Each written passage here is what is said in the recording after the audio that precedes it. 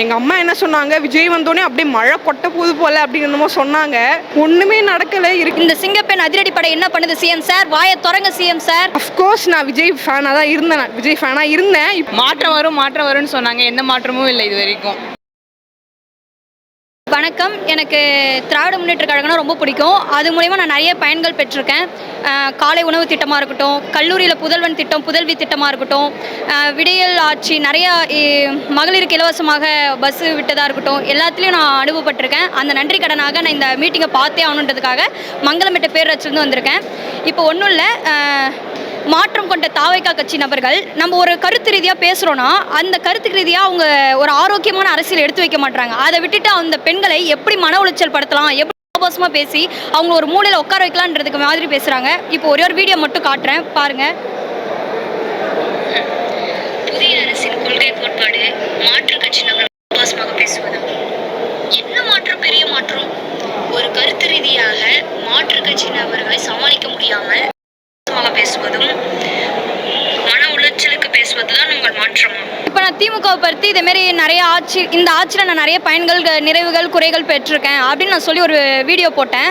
அந்த வீடியோவில் வந்து அவங்க தற்குறி தான் சொல்ல வேண்டிய முடிவுதான் இருக்குது. என்ன பண்ணுறது, அவங்களுடைய ஆப்போசிட் கருத்தை சொல்லாமல் நீ ஒரு அப்படி அசிங்கமாக ரொம்ப மன உளைச்சல் பேசுகிறாங்க. நான் இப்போ சிஎம் சார் கிட்ட ஒரே ஒரு கோரிக்கை வைக்கிறேன்.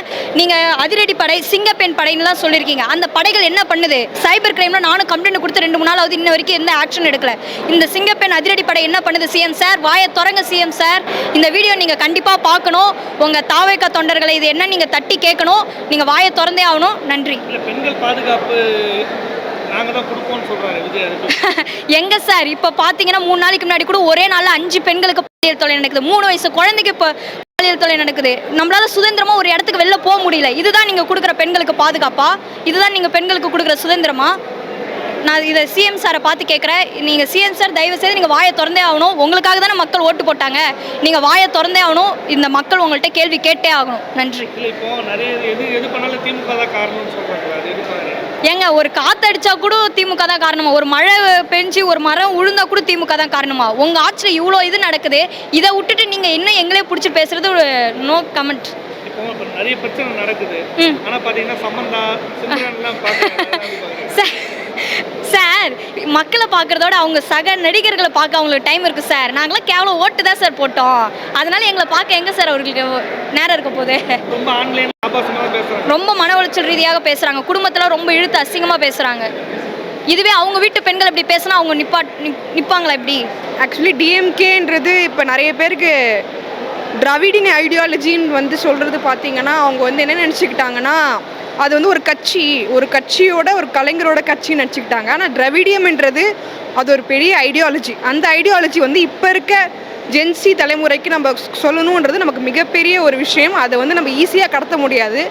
திராவிடம்ன்றதை ஒரு கட்சியாக பார்க்குறாங்க, அவங்க ஒரு கொள்கையாக பார்க்கறது இல்லை. அவங்க பண்ணாத மாற்றங்கள் எதுவுமே இல்லை. மாற்றம் சொல்கிறது அவங்களுக்கான ஒரு எக்ஸாம்பிளுக்கு சும்மா எதுக்கு ஓட்டு போட்டாங்கன்னா சும்மா ஒரு வார்த்தைக்கு மாற்றம்னு சொல்கிறாங்க. ஆனால் மாற்றம்ன்றது எவ்வளோ நடந்துருச்சு. நம்ம எக்கனாமியே இப்போ 11.9% இருக்குது. அதுக்கே ஒரு பெரிய எடுத்துக்காட்டு தான். 10 பாயிண்ட்லேருந்து 0.2லலாம் மைனஸ்லலாம் போச்சு எக்கனாமி. இப்போ 11.9 இருக்குதுன்றது India's largest second economic country வந்து தமிழ்நாடு. எஜுகேஷன்லேயும் ஃபஸ்ட்டில் இருக்காங்க, மெடிக்கல்லையும் ஃபஸ்ட்டில் இருக்காங்க. So that's why DMK. Of course நான் விஜய் ஃபேனாக தான் இருந்தேன். இப்போ இல்லை. ஆனால் விஜய் ஃபேனாக இருக்கிறதும் இது வந்து ஒன்றும் இல்லை, அது பர்சனல். இது வந்து ஒரு பப்ளிக் விஷயம். ஸோ வந்து இப்போ வந்து விஜய் ஃபேனான்னு கேட்டால் ஐயோ அம்மா இல்லை. நானும் ஸ்டார்டிங்கில் அவருக்கு தான் ஓட்டு போடலான்னு, விஜய் வந்துட்டார், என் தலைவர் வந்துட்டார் அப்படின்னு ஒரு வெறி வந்து தான் உள்ள.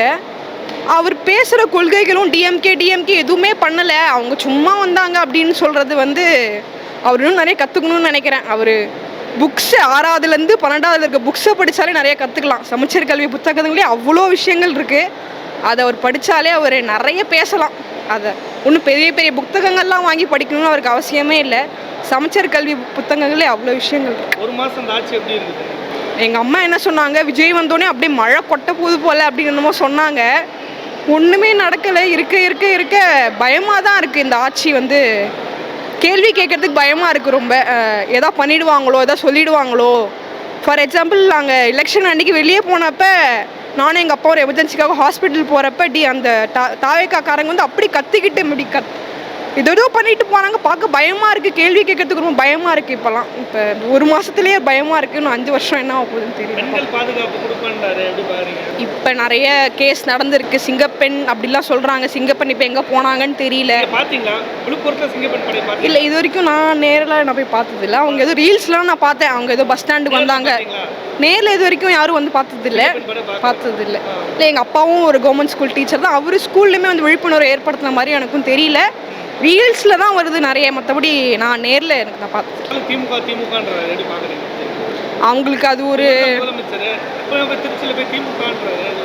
அவருக்கு வேற பேச தெரியாது, அவ்வளோதான். அவருக்கு தெரிஞ்சது அவ்வளோதான். அவரோட அறிவு அவ்வளோதான், அவரோட நாலேஜ் அவ்வளோதான். அவர் இன்னும் படிக்கணும், அவ்வளோதான் நான் சொல்ல முடியுமே தவிர ஈஸியாக அவருக்கு கிடச்சிருச்சு இந்த விஷயம். பட் நிறைய அவர் கற்றுக்கணும். நாங்கள் எப்பயுமே வந்து டிஎம்கே தான். எங்களோட எல்லா ஃபேமிலியுமே நாங்கள் எல்லாருமே டிஎம்கே தான். இந்த முறை வந்து டிஎம்கே தோற்றது வந்து நாங்கள் ரொம்ப ஃபீல் பண்ணுறோம். ஆனால் நெக்ஸ்ட் டைம் கண்டிப்பாக இது மீண்டும் வரும்னு சொல்லி தான் நாங்கள் இங்கே வந்திருக்கிறோம். பார்க்கலாம் கண்டிப்பாக. ஓட்டில் வந்து அங்கே போயிடுச்சு, விஜய்க்கு போயிடுச்சுலாம் சொல்கிறாங்க. அதை நீங்கள் எப்படி பார்க்குறீங்க? ஐயோ அங்கே போயிடுச்சு, எல்லாரும் அங்கே போயிட்டாங்க அப்படின்லாம் பேசுகிறாங்க. எங்கள் சப்போர்ட் எப்பயும் அவங்க போனால் போகிறாங்க.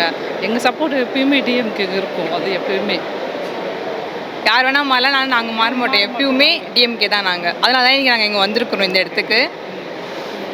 ஒரு 1 மாதம் ஆயிடுச்சு, எப்படி இருக்குன்னு நினைக்கிறீங்க? மாற்றம் வரும்னு சொன்னாங்க. எந்த மாற்றமும் இல்லை இது வரைக்கும். ஏமாற்றம் தான். பெண்கள் பாதுகாப்பு எதுவுமே இல்லை. நிறைய நடந்துட்டு இருக்கு. இப்போ நிறைய இன்சிடென்ட் நடந்துட்டு தான் இருக்குது. நியூஸ்லாம் நம்ம பார்த்துக்கிட்டு தான் இருக்கிறோம். வெறுப்பு தான் ஆகுது. எதுக்கு வந்து இந்த ஆமாம் டிவிக்கே வந்துச்சு அப்படின்னு தான். சுத்தமாக எங்களுக்கு பிடிக்கல இது வந்தது.